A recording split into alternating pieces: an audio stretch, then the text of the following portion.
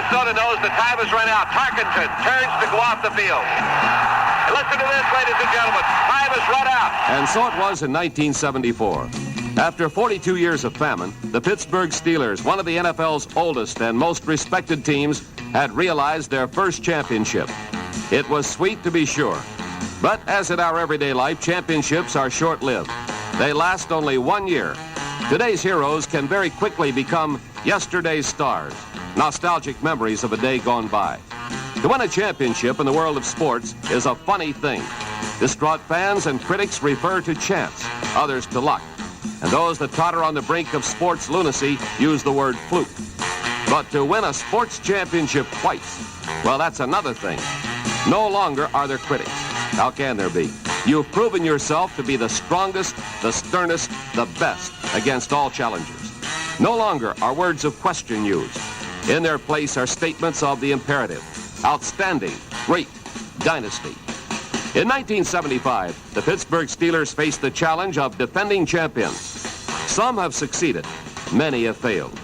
But for the Steelers, this would be their true moment of glory. The real championship, as they proved that they deserve to be called the best in professional football. For the Steelers, 1975 started in the same manner as 1974, with a shutout, as they blanked the San Diego Chargers 37-0. The Pittsburgh defense was awesome on this afternoon, as it held the Charger offense at bay all day long, never letting them penetrate any closer than the Steeler 40.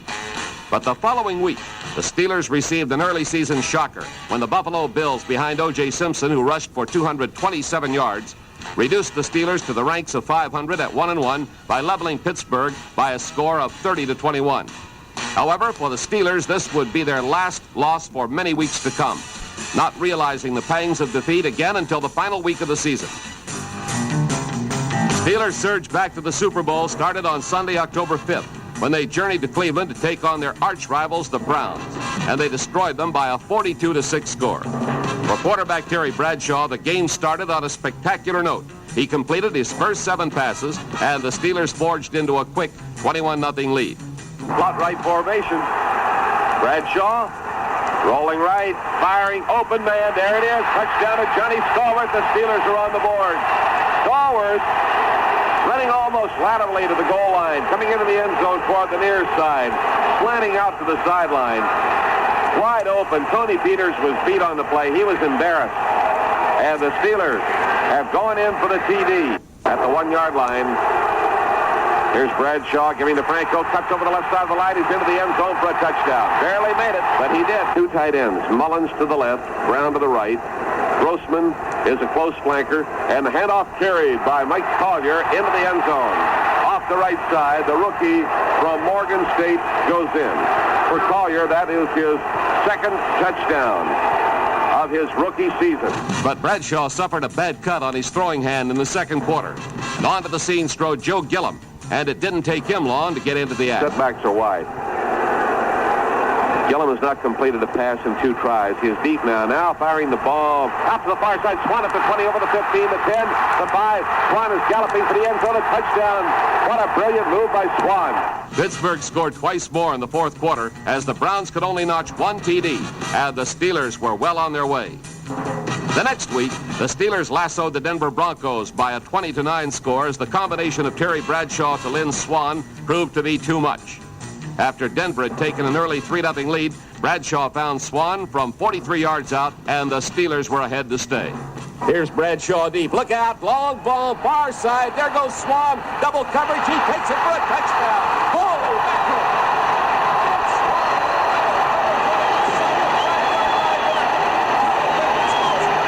Thompson brought the ball down at the 2-yard line and fell into the end zone for the TD. In the second quarter, Swan outfought Denver quarterback Louis Wright at the goal line, and the Steelers were up by a 14-3 count. Terry Bradshaw stops short, throws high into the end zone on the near side. Cut by Lynn Swan. Now let's see, the penalty marker goes down. Swan has made another sensational catch. He was covered by Louis Wright, the rookie cornerback. The interference was against Denver. It did not matter. Swan made a catch that you couldn't believe. From that point on, school was out as both teams swapped field goals in the second half, and the Steelers hung on for the 20-9 decision. The following week, the lowly Chicago Bears invaded Three Rivers Stadium and gave the Steelers a battle, at least for the first half. The Bears struck first as Bob Thomas kicked a 32-yard field goal. But the Steelers came back when Roy Girella got the equalizer from 37 yards out. Reggie Harrison made it 10-3 Pittsburgh in the second quarter as he scored from 1 yard away. But the vaunted Steeler rushing game seemed to be in trouble as it was held to a mere 37 yards in the first half. Steelers regrouped themselves at halftime and came out and put it to the Bears in the final 30 minutes of play.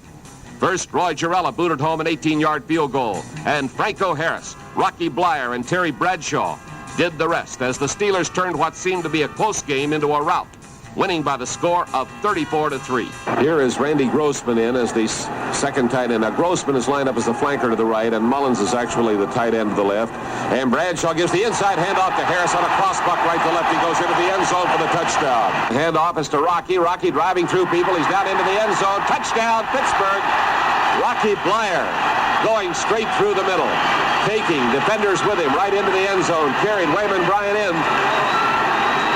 Touchdown for the Pittsburgh Steelers. Bradshaw sneaks. Bradshaw scores for the Steelers. Terry Bradshaw wades through the middle on the keeper. Takes it in for the touchdown. The next week was Rocky Blyer Day as the former Vietnam veteran put on quite a show before his home state folks at Milwaukee, Wisconsin. He rushed for 163 yards, and the Steelers defeated the Green Bay Packers 16-13. But despite Blyer's heroics, this game did not come easy.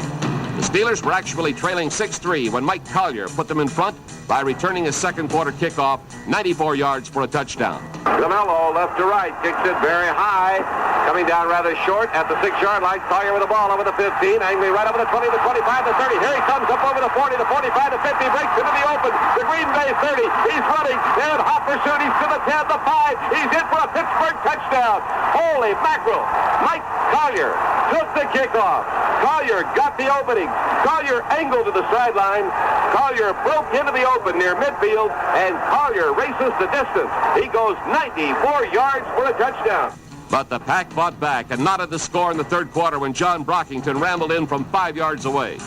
In the fourth quarter, both teams fought the war of the trenches, and it appeared that this game might be headed for the NFL cardiac ward, sudden death. But being the champions they are, the Steelers rallied their forces for that final fatal drive that sealed the Packers' gloom. With just 64 seconds showing on the clock, Roy Girella trotted onto the field for the three-pointer that would give the Steelers the victory. It is fourth down, and Roy Girella's on. Girella has hit twice this afternoon from 18 yards and 19, missed from 50.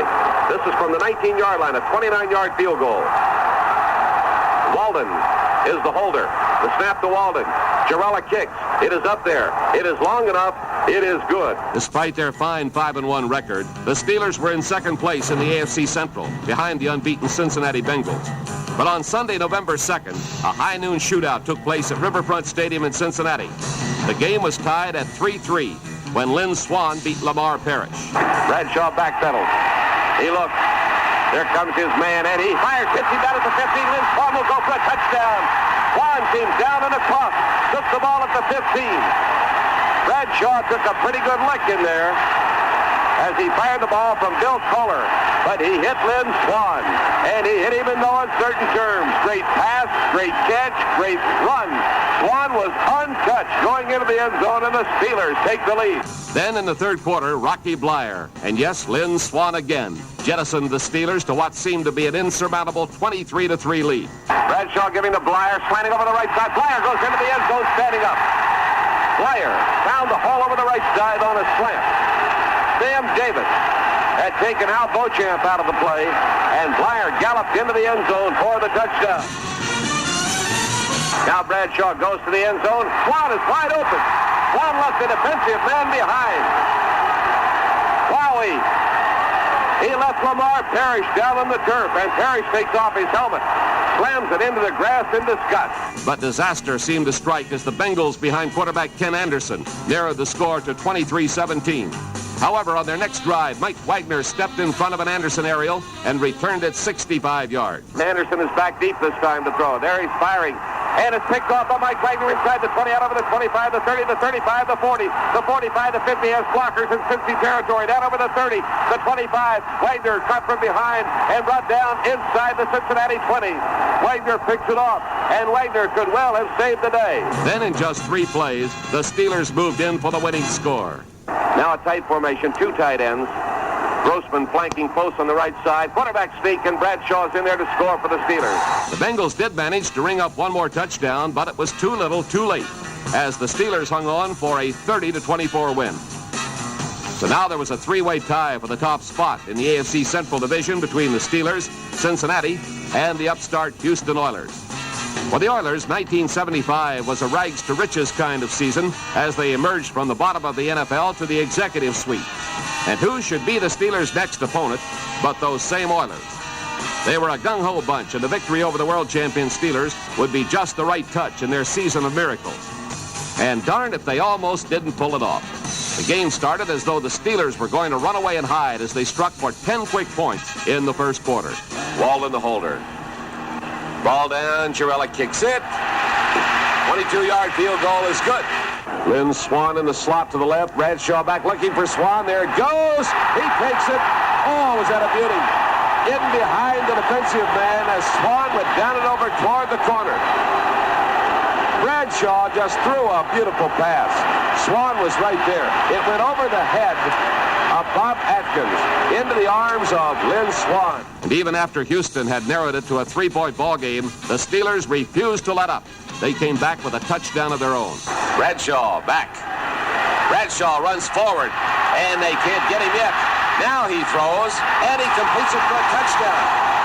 Bradshaw came forward and ran along the 10-yard line, stayed behind the line of scrimmage, flipped it into the left corner of the end zone to Larry Brown, the tight end, wide open for the touchdown. And when the Oilers did threaten to score, the Steeler defense did them in. Pastorini straight back now, throwing downfield. Intercepted, picked off at the 33-yard line. Jack Ham is nailed at the 34. But the second half turned out to be a different game altogether, as first Skip Butler blasted home a 48-yard field goal, and then with just 2:18 showing on the clock, Fred Willis darted over from 1 yard out. But for the 3rd week in a row, the Steelers put together a 4th quarter drive to victory. This time, the hero turned out to be unheralded John Stallworth, who scored with just 38 seconds remaining in the contest. Bradshaw drops back to throw. Bradshaw looking for the end zone, and there he is, wide open on the far side. Johnny Stallworth takes it for the touchdown. Stallworth put a move on Seymour, took him right out of his shoes.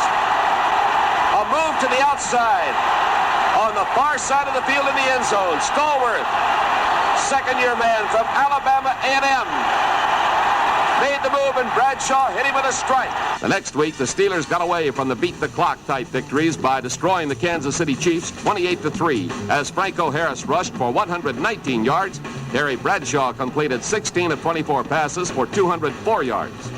Now came a rematch with the Houston Oilers in the Dome in Houston, and the Oilers were hungry for revenge. However, the Steelers were near perfect in their execution this night as Franco Harris rambled for 149 yards and Terry Bradshaw completed 13 of 16 passes. Pittsburgh was trailing by the baseball-like score of 3-2 late in the second quarter when Bradshaw took his troops 66 yards for a touchdown. Bradshaw calls signal, gives it to Franco, straight through the middle. Franco's in the end zone. They don't even knock him down. Franco Harris runs over people going through the middle. Carries it in for the touchdown from 4 yards out. And the Steelers have gone on the board with their first TD of the night. Then just seconds later, J.T. Thomas picked off a Dan Pastorini pass. Here's Pastorini back deep. They're after him. He breaks a tackle by LC, throws downfield, intercepted at the Pittsburgh 38. Here comes Edwards for the ball over the 45 and out to the 47-yard line. J.T. Thomas, I beg your pardon. J.T. standing right in the way. In just 4 plays, the Steelers went in for their second touchdown. Bradshaw is back, looking left, now looking right, now throwing for the end zone. There goes Swan right across the goal line for the touchdown. Swan down to the goal line, squaring in and getting away from the secondary protection down there, the Houston Oilers. And Lynn Swan just simply ran away from Willie Germany and took the pass. After Roy Girella added a 30-yard field goal in the third quarter, Pittsburgh put the game out of sight with 2 fourth-quarter touchdowns. Bradshaw gives the ball to Frenchie, finds the hole over the left side. He's galloping into the end zone for a touchdown. Frenchie Fuqua found the hole. made a slight move to the left and galloped into the end zone for the touchdown.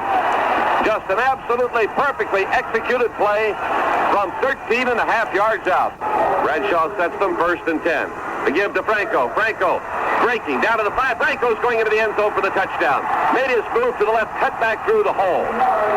Got by the linebackers and then galloped. He left Greg Bingham sitting on the turf.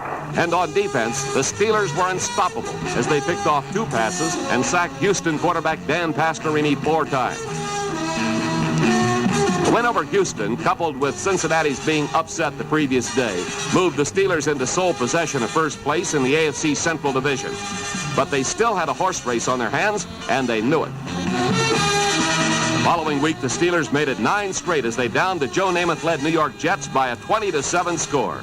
Next came the Cleveland Browns. The Steelers made them their 10th victim in a row, winning by a 31-17 score. It was, however, a little more difficult than it sounds. The Browns were leading at the half 17-10 when in the third quarter, the Steelers put the game away as the aerial show of Terry Bradshaw to Lynn Swann struck twice. Bradshaw rolling left, looking, throwing into the end zone. Swann takes it for the touchdown. Beats Van Green on the play. Bradshaw rolling left, flipped it to Swann deep in the end zone. Moving toward the far side, behind Van Green, and Swann has the TD. All right, Bradshaw's ready to go. 3rd and 10. Drops straight back. Sets up and fires downfield. Takes it in the end zone. Lynn Swann for the touchdown. Swann running right down the seam of the Cleveland defense. Into the end zone, a yard deep, heading for the post.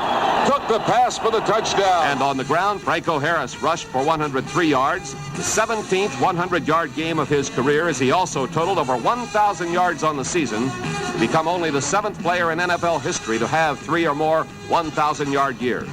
And in the fourth quarter, it was Franco who cemented the Steelers' 11th win of the 1975 season with this 8-yard run.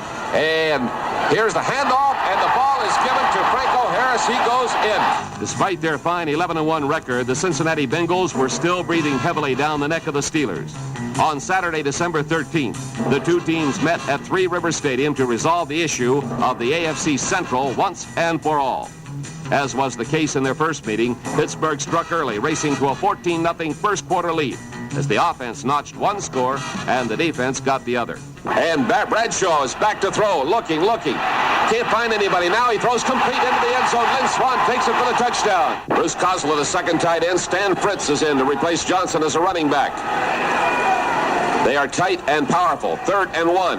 And the give is to move. He was nailed. He's fumbled the football and is loose. Mel Blount scoops it up. He doesn't hold it. Now it is picked up. Down the floor. Lambert goes with it. Laterals the ball off. The ball is being carried for a touchdown by J.T. Thomas. Unlike their first game, the Steelers refused to let up. On the day, Franco rushed for 118 yards and scored 2 touchdowns, his first game in the second quarter, and gave Pittsburgh a 21-7 advantage. He also set a Steeler record for career touchdowns, bringing his total to 27, breaking John Henry Johnson's old record of 26. Bradshaw calling the signal. Strong right this time. The handoff to Harris, running to the weak side, trying to swing outside. Makes his turn at the 10. He's to the 5. He's heading for the end zone. And did he make it? He is... What is the ruling? In there for a touchdown. In the third quarter, Terry Bradshaw scored from 7 yards out, and Pittsburgh was up by a 28-7 count. Bradshaw looking right, now running back, coming with the ball down to the 5. He's to the goal line. He's into the end zone for a touchdown. Then, just for good measure, Franco Harris scored his second of the day in the fourth quarter, and Pittsburgh was on its way to a 35-14 victory and a clinch of first place in the AFC Central. Randy Grossman lined up as the tight flanker to the right, and the handoff inside, carried in there by Franco.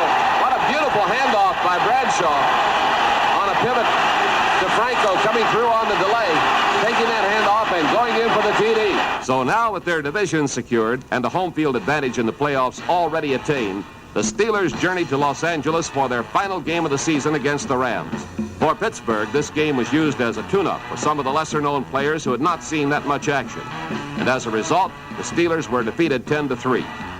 Now it was time for the NFL's second season, the playoffs. And it was time for the Steelers to get down to the nitty-gritty of actually defending their world championship label.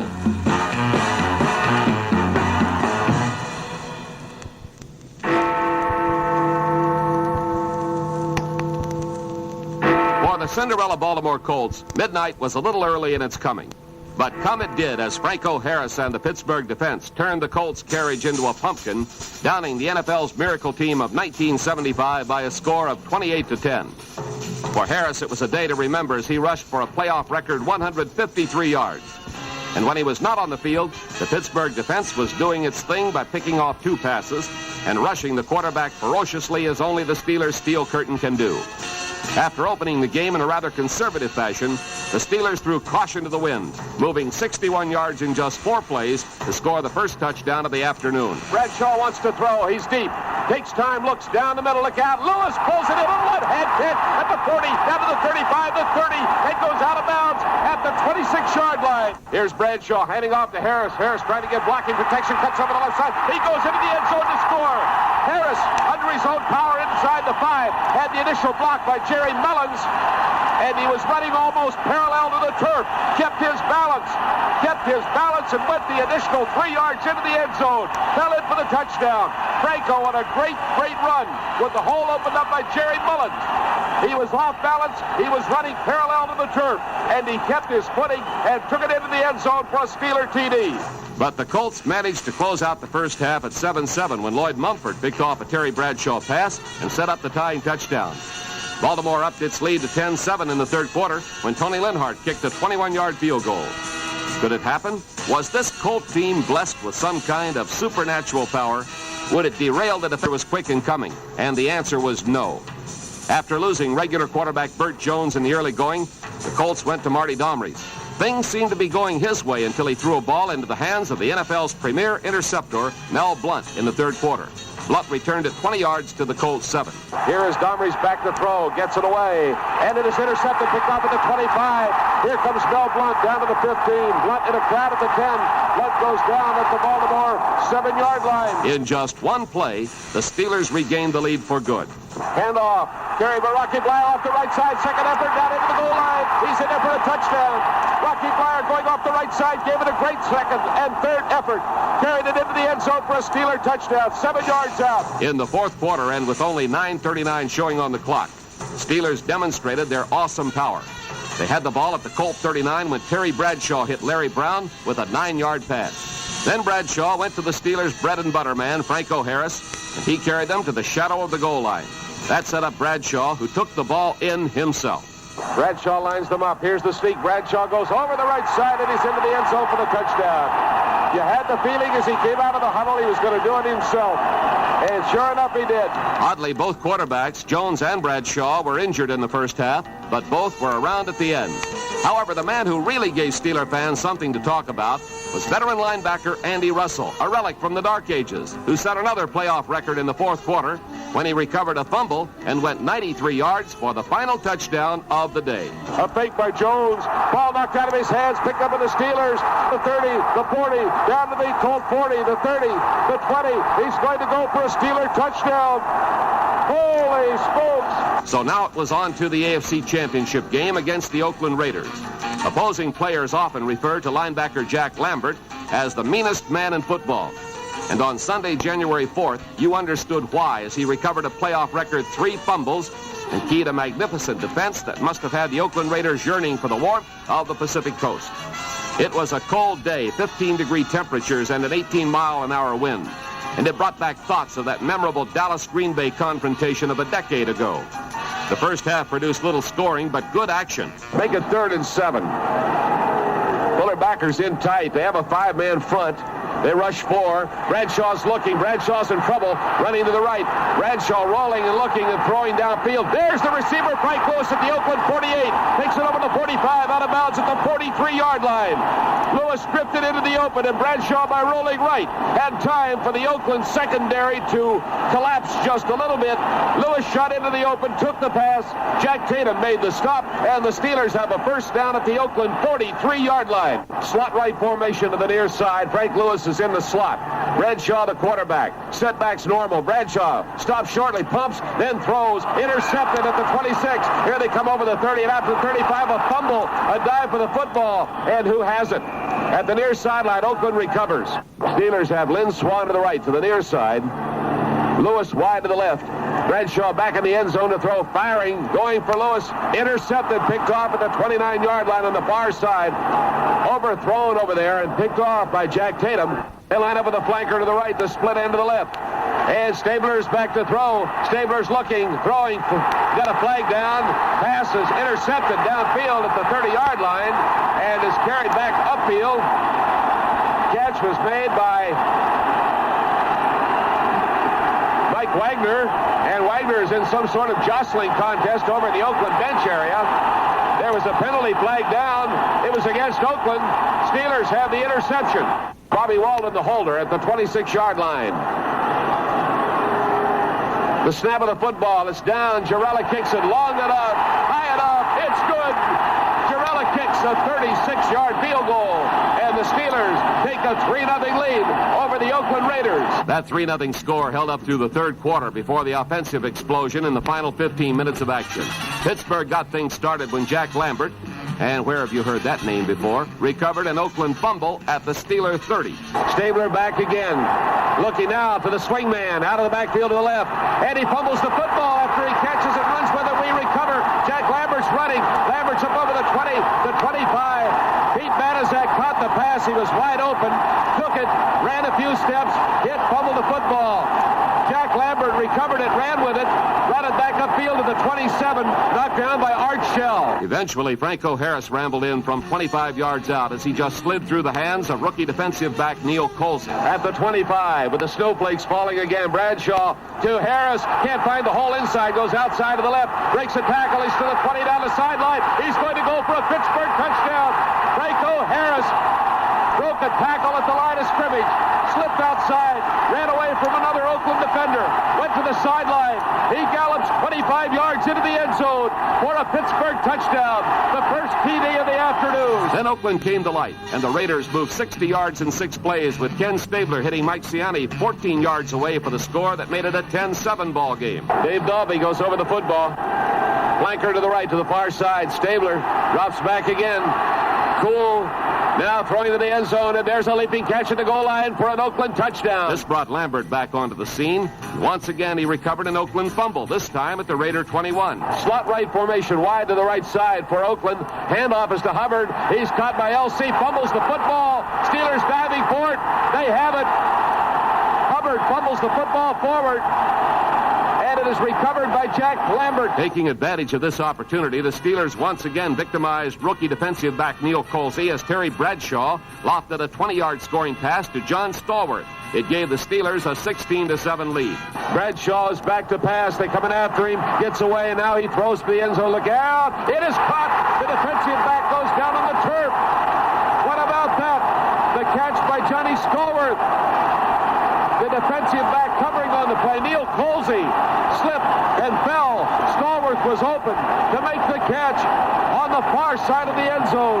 Stallworth triumphantly running off the field, holding his arms up in the air. Johnny Stallworth in his second year from Alabama A&M. But the Raiders still wouldn't quit. With just 1:31 left to go in the ball game, Ted Hendricks recovered a Pittsburgh fumble. This set up a George Blanda field goal. A field goal that some believe may have been his last in the NFL. The Raiders then recovered an onside kick, and Steeler fans started inching toward the edge of their seats. But the Steelers were ready. All day long, Oakland's swift wide receiver Cliff Branch had been shut out by the veteran Mel Blount. However, in the last 15 seconds of the contest, he hauled in a Ken Stabler pass of 37 yards, and the novices had their hair turning gray. But Blount let him have the catch, preferring to keep him in bounds and let the clock run out.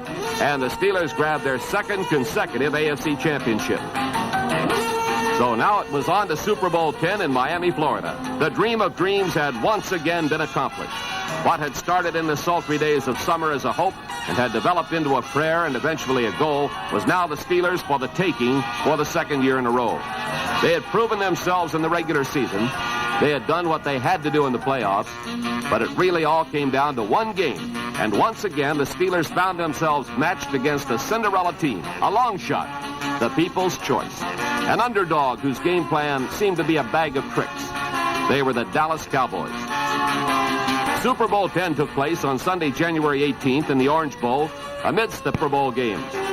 It was only 1 year earlier that the Steelers took part in their first Super Bowl as the darlings of the football world. But that was the 1974 season. They were now, as Franco Harris said, the guys in the black hats. It has been beaten to death that previous Super Bowl games did not live up to their advanced publicity. But after this game had been played, nobody would level that charge against Super Bowl X. If there is one word to describe the action of this day, it would be super, as both teams performed to the utmost of their ability. There was great offensive action, superb defensive example of how the game of football should be played. This was championship football at its best. You got a good indication of the format when Dallas linebacker Tom Henderson returned the opening kickoff off a reverse some 52 yards upfield. Pearson and Dennison deep, and Jarrella kicks it. End over end. Who's it coming down to? Preston at the 3. Out over the 10. Reverses the football. At the 10, the 15, to the near side, the 20, the 25, the 30, the 35, the 40, the 45, the 50. Over the 50 to the Steeler 45. And the tackle is made. And the runner is knocked out of bounds. Tom Henderson took the reverse, coming from the far side of the field to the near side, and the tackle made in front of the Steeler bench by Roy Jarrella, who is hurt on the play. As a matter of fact, that opening play seemed to stir the adrenaline of the Cowboys as they dominated the first quarter with spirited action, seizing opportunity by the throat and taking advantage of it. The first break in the ballgame occurred in the opening period when, after failing to move on its initial series, Pittsburgh's punter Bobby Walden fumbled his snap and Dallas took over. Walden averaging 39.4 per kick on the season. Golden Richards downfield to receive for the Cowboys. The punt will carry left to right across your radio dial. Walden standing at his own 27-yard line. He fumbles the football. Walden is hit and nailed at the 29-yard line. Then it took the Cowboys just one play to score. All right, the Cowboys are in a slot left formation. Now they move into the standard setback situation with Staubach, the quarterback, taking the ball, faking. He's back to throw. Staubach straight down the middle. Open man at the 15. He's up at the 10. He's down to the 5. Touchdown, Dallas Cowboys. And Staubach hit Drew Pearson, the wide receiver, wide open in the middle of the Steeler defense. Took the ball at the 15-yard line, beat Andy Russell, and went into the end zone. And Dallas is on the board with the first touchdown. On their next possession, the Steelers moved 68 yards downfield to tie up the ballgame. The key play of the drive was a leaping catch by Lynn Swan. And back goes Bradshaw to fire to the near side, and it may be intercepted. Leaping forward was Lynn Swan, and they rule a good catch at the Dallas 16-yard line as Swan beat the defensive back Mark Washington on a great play. After moving on to the 7-yard line, Terry Bradshaw, on a third and short yardage situation, crossed up the Dallas defense by going to the air. And Bradshaw rolls right, puts it wide open in the end zone. Randy Grossman takes it for the touchdown. They crossed him up. They had two tight ends, and they had Mullins going in motion, cutting into the line, and Dallas was geared for the run. They did not get the run. Bradshaw took the ball, put quickly to Randy Grossman, the second-year man from Temple, wide open in the end zone for a Pittsburgh touchdown. But the Cowboys were playing it tough, and they came back to take a 10-7 lead in the second quarter when place kicker Tony Frisch hit on a 36-yard field goal. This will be a 36-yard attempt. In this range, in the playoffs, he has had no previous tries. Here's Frisch kicking with the wind behind him. It is long enough. It is good. However, the trend of the game was starting to change as the Pittsburgh defense came on strong, shutting off all the gaps for the Dallas running game and harassing quarterback Roger Staubach as he tried to perform out of the shotgun formation. The game remained a 10-7 stalemate through the third period. Then came the final 15 minutes of play. And what a quarter this turned out to be. It had everything. Scintillating action, heroism of the highest degree, and strategy that would put a smile on the face of the foremost field general. Things started to go Pittsburgh's way when L.C. Greenwood and company broke through to sack Roger Staubach at the Cowboy 15 and set up a punting situation. All right, they're rushing, and it's blocked. It's through the end zone, and out of play. Blocked by the Steelers. It's a safety. That was the turning point in the ballgame as the Steelers' Mike Collier returned the Dallas free kick 25 yards to the Cowboy 45. The Steelers moved out of the Dallas 20 and onto the field trotted Roy Jarrella.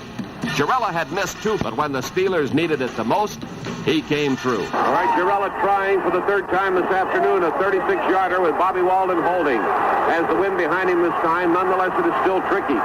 Ball is down, and Jarrella kicks it in his end over end, and it is up there. It is good. There's the signal. It is good the 36-yarder by Roy Girella with 8:41 remaining on the clock. And the Steelers have moved out to a 12-10 lead over the Cowboys. The Cowboys then bobbled the kickoff and were forced to set up shop at their own 15-yard line.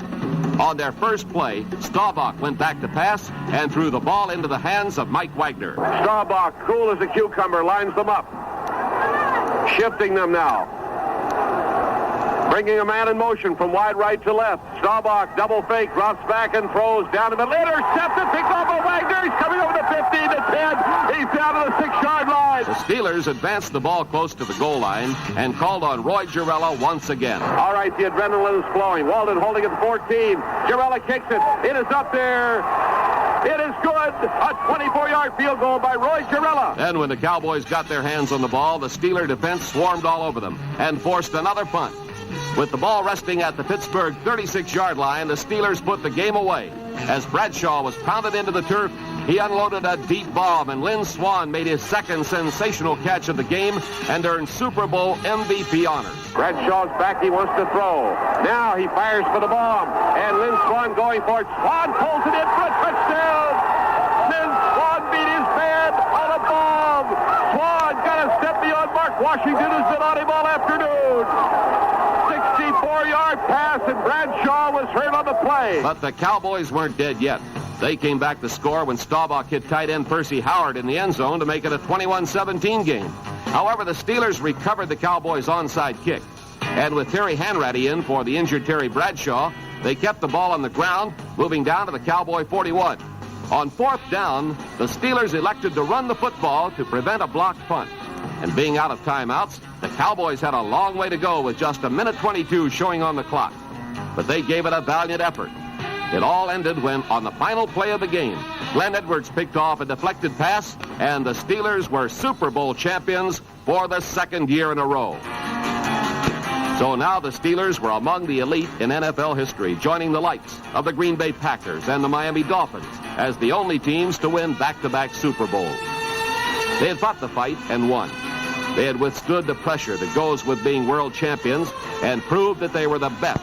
Chuck Noll and the rest of the coaches, management, and players of the Pittsburgh Steelers, you are the best. Your dedicated hours of labor and effort have earned you the right to be called the world champions of football.